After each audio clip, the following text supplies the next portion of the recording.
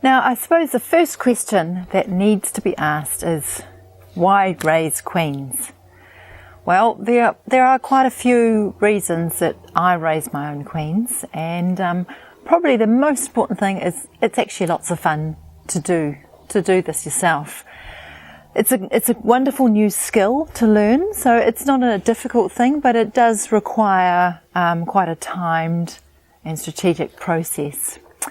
Obviously, it's going to save you lots of money because a queen cell costs $5, but a mated queen that arrives in the post can cost, $35. So, when you're thinking that you need to buy 4 or 5 new queens, it's quite a financial outlay. So if you can turn around and say, right, well, I'm going to do a breeding session of queens, then think of all the money that you save. Obviously, when you're breeding your own queens, you can control the quality of your queen. So you can ensure that every step of the process is done in the best possible way to breed the best possible queens. And you can also breed for particular traits that you're looking for with your bees. So that may be things like, if you're an urban beekeeper, it may be really important for you to have really docile, calm stock. Or perhaps you're a treatment-free beekeeper or wanting to be a treatment-free beekeeper. So obviously you're wanting to breed for a type of bee that can resist and deal with varroa by themselves. Maybe you are a sideline honey producer and you want bees that are going to produce a great amount of honey for you. So you can breed particular queens to go with these sort of traits that you need. Obviously, when you're breeding your own queens, they're going to be locally adapted to the microclimate where you live.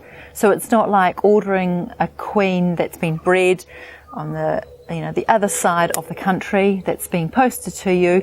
It's used to a totally different climate and even vegetation. You're breeding your queens that are locally adapted to your environment.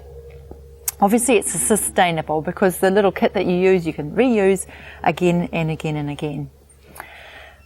Queens that are bought are actually posted to you in a little cage, and what normally happens is once the queen is bred, she's banked, which means she's put in a little cage in a hive and she's looked after by the hive bees, and then when there's a demand for her, she's placed in the post and she's posted to you. So she can be in this little cage that arrives to your address for a number of days.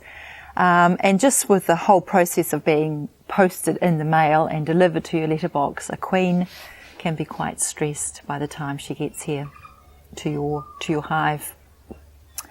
And another really important reason for breeding your own queens is that you can reduce any risk of introducing a disease into your apiary. And I've had this, I'm sure, but I've had a case of American foul brood about 2 years ago. And the only way I can really track it back is by some queens that I bought that were placed in, the queen that was placed in that hive, got American foul brood. And so there is a chance that you can spread disease that way. So if you're breeding your own queens from your own hives, you can be assured that you're going to have nice healthy bees.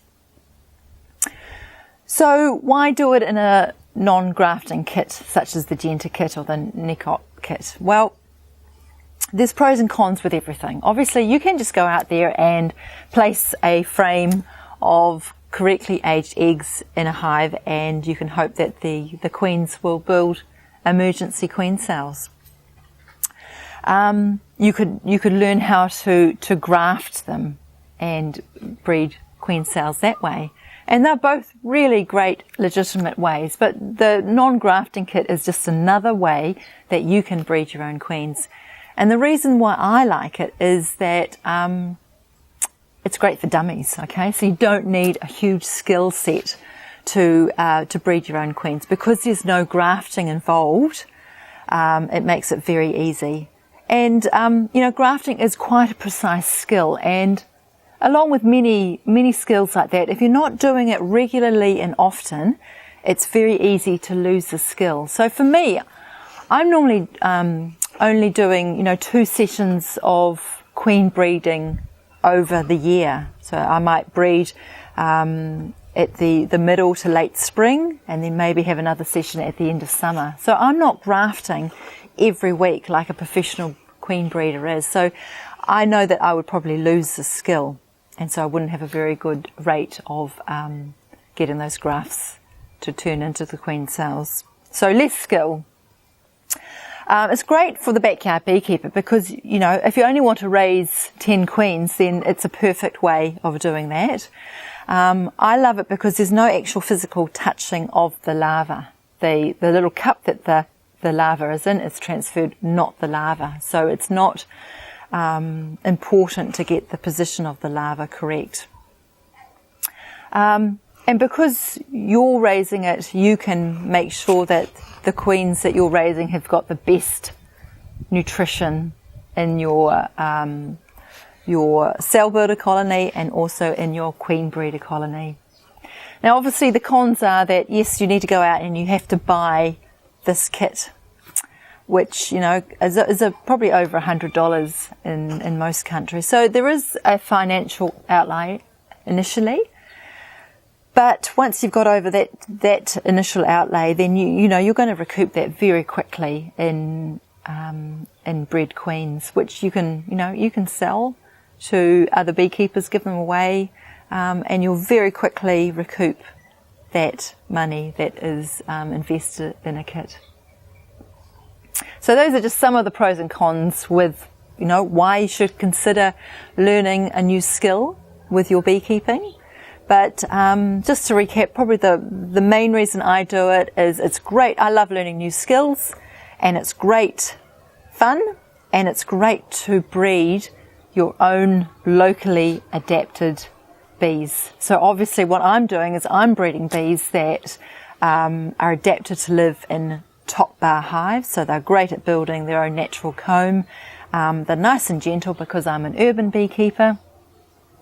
And they're nice and healthy and have hopefully, I'm loving to think that I'm breeding up a bee that's resistant to the varroa, or at the moment can at least survive varroa with me just using organic treatments.